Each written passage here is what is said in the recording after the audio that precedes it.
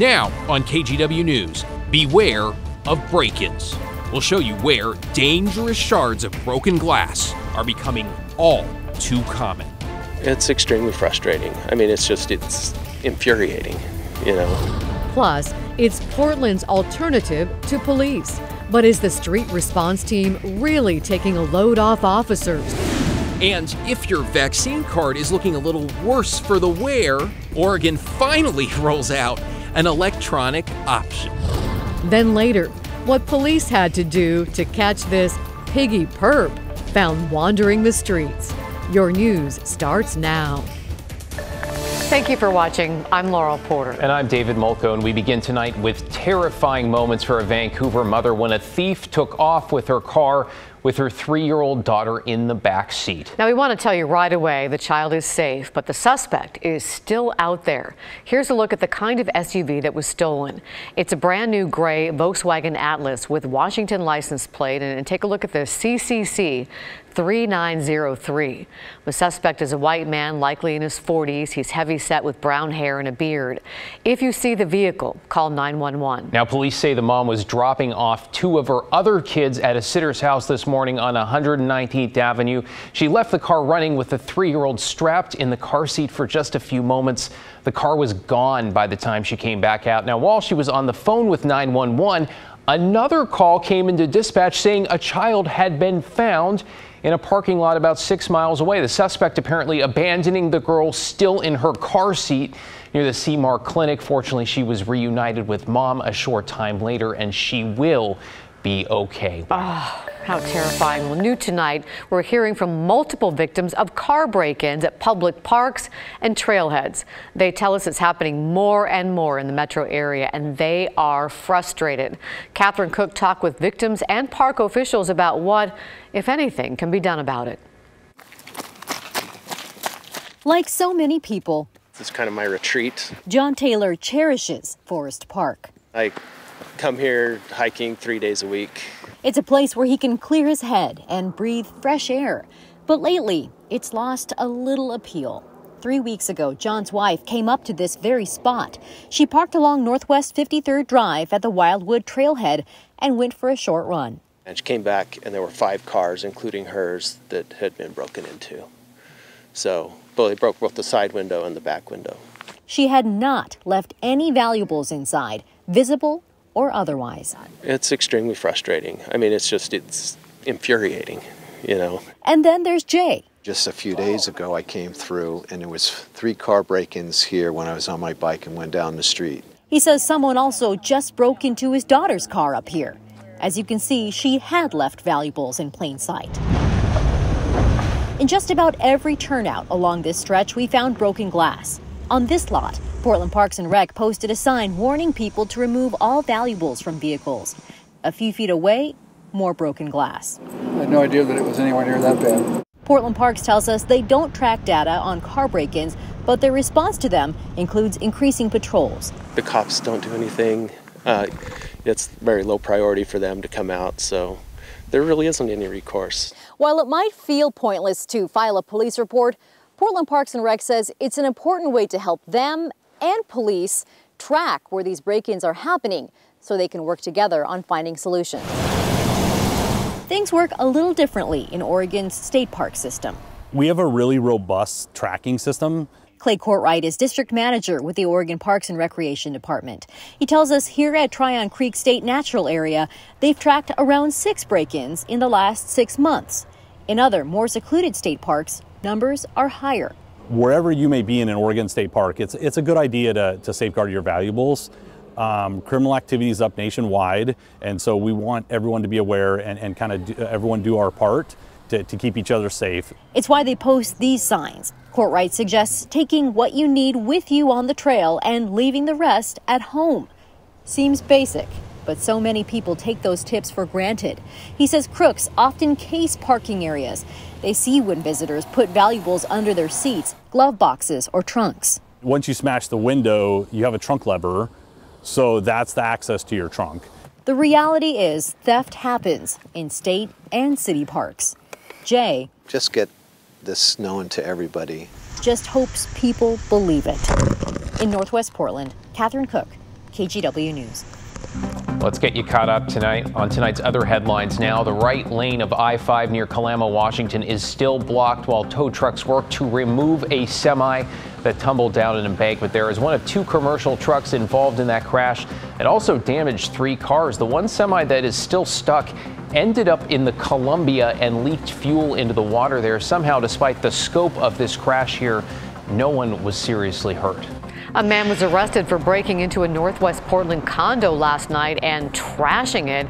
You can see some of the damage on the balcony of one of the McCormick Pier condos.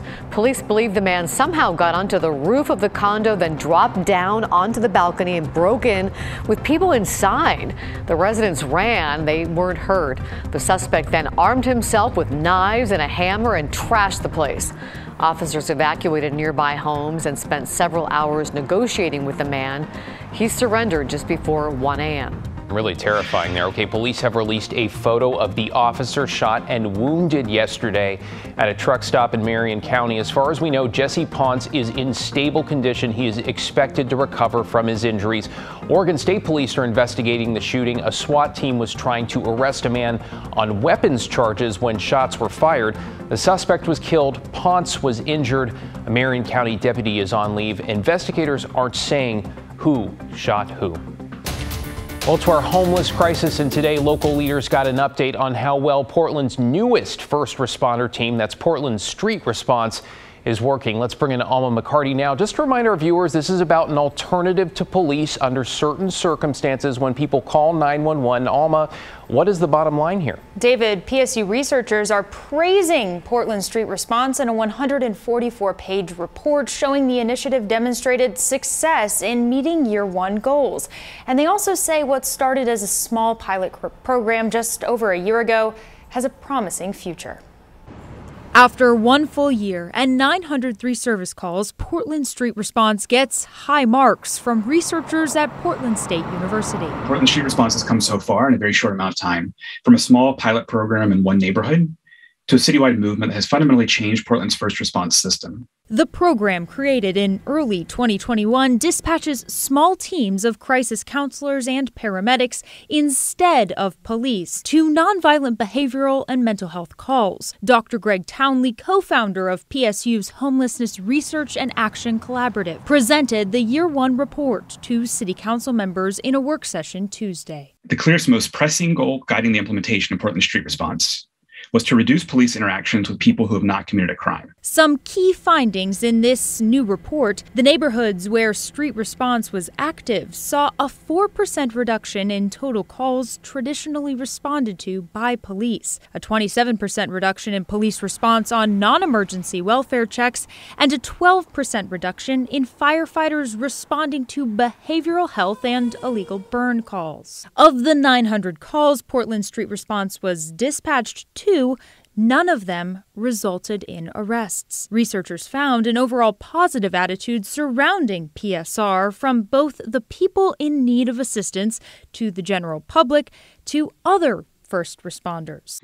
Dr. Townley told city leaders the report shows the true effectiveness of the program as an addition to Portland's established first responder system, one he hopes will expand out further. Adequate resources to allow for sufficient staffing, protecting the integrity of the model as non-enforcement, and allowing Portland Street Response to be the program that it was intended to be for the city.